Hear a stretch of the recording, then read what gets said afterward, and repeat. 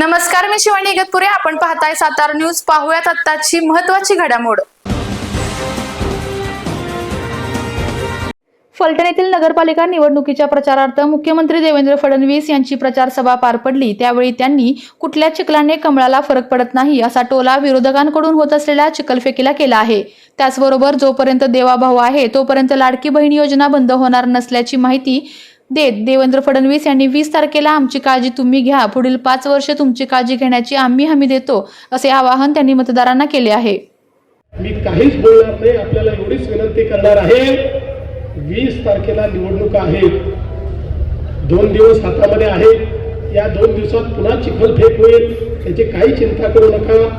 कुठल्याच चिखलाने कमळाला फरक पडत नाही. चिखलामध्ये डौलानं उभं राहतं ते कमळ. त्याच्यामुळे 20 तारखेला तुम्हाला माझी विनंती आहे, सकाळी मतदानाला जा. कुठेही इकडे तिकडे पाहू नका. मतदानच्या आपलं जे पोलिंग वोटिंग मशीन आहे याच्यावर जिथे कमळ आणि घड्याळ दिसेल ती बटन दाबा. कॅन्डिडेट पाहू नका, माणूस पाहू नका, बाई पाहू नका. तुम्हाला माहिती आहे आम्ही जे सांगतो ते करतो. आपण बघा, ज्यावेळेस आपल्या आशीर्वादानं एक प्रचंड मोठा विजय आम्हाला मिळाला आणि हा विजय मिळाल्यानंतर 232 जागा निवडून आल्या, ऐतिहासिक न भूतो.